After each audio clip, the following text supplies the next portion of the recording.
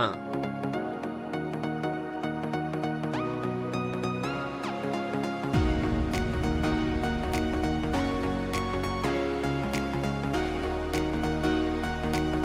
Art et magie de la cuisine. C'est la première émission de cuisine.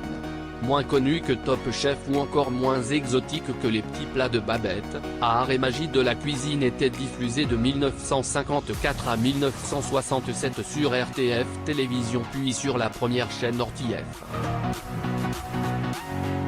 Pendant 14 ans, le chef du Grand Véfour à Paris, Raymond Oliver enseignait à la speakerine Catherine Langeais, comment devenir la parfaite ménagère. Un brin sexiste non ? À cette époque où les Français s'équipaient en produits ménagers révolutionnaires ou encore en ustensiles de cuisine novateurs, l'émission a connu un succès presque immédiat. Un succès tel, qu'un jeu de société avait même vu le jour. 2. Bon appétit bien sûr. Et oui, l'émission culinaire que tout bon adulte de la génération y connaît. Saviez-vous qu'avant de devenir cet emblème à partir de 2000, l'émission s'intitulait Comme un grand chef. Présenté par Joël Robuchon de 1996 à 1999, le programme a par la suite migré le midi sur France 3. De nombreux chefs se sont succédés durant ces 9 années à l'écran. Du lundi au vendredi, les cuisiniers donnaient astuces et conseils aux téléspectateurs pour réussir des recettes courantes mais aussi originales. 3. The French Chef Cult. Émission totalement méconnue en France, elle est pourtant emblématique de la télévision américaine. De 1963 à 1973, Julia Child, avec sa voix très aiguë, enseignait aux Américaines comment cuisiner comme les Françaises avec une extrême simplicité. Ni cuisinière, ni française, Julia Child a pris des cours à l'école du Cordon Bleu en France. En quelques semaines, l'émission s'est vite installée dans les habitudes américaines, si bien que certains produits présentés durant les émissions étaient ensuite en rupture de stock dans les grandes surfaces. Julia Child avait l'habitude de terminer chaque épisode par un bon appétit. So Charming. 4.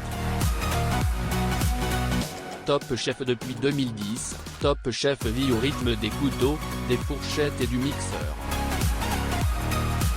Créé en 2006 aux États-Unis, Top Chef s'est imposé comme un programme phare de M6.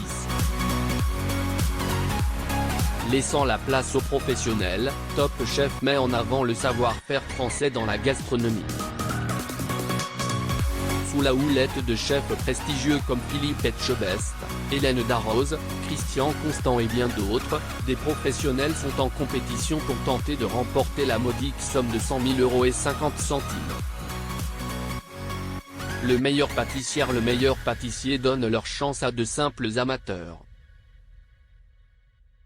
Ressemblant trait pour trait à Top Chef mais destiné aux passionnés de pâtisserie, le programme, diffusé lui aussi sur M6, est une adaptation de l'émission anglaise The Great British Bake Off. Depuis 2012, l'émission apporte une dimension culturelle à ses recettes grâce aux commentaires de l'historienne Ségolène Lefebvre ou encore du rédacteur en chef du journal du pâtissier Franck Lacroix. Moins dans le show que son cousin, le meilleur pâtissier laisse place aux recettes innovantes des candidats. 6. Les escapades de Petite Renaud. D'autres adaptations novatrices, les escapades de Petite Renaud sur France 5 qui remplace depuis 2006, Carte postale gourmande. Présentée par le critique gastronomique Jean-Luc Petitrenaud, l'émission s'invite au sein même des grandes cuisines pour nous faire découvrir des recettes du patrimoine français. Véritable défenseur du savoir tricolore, cette émission nous fait visiter les marchés mais aussi les caves et les cuisines de chaque région de France. Avec à chaque fois de sublimes reportages. 7. La tournée des popotes. Avec la tournée des popotes sur France 5, Grégory Cuiron, premier gagnant de l'émission, un dîner presque parfait, nous amène à la découverte de produits exotiques. Accompagné d'un chef local, il découvre les plats traditionnels des pays qu'il visite. En échange, il doit cuisiner 3 recettes françaises à ses hôtes. La dernière partie de l'émission est consacrée à la création originale d'un plat basé sur la fusion entre une recette française et celle du pays. Antonin Sanfranc.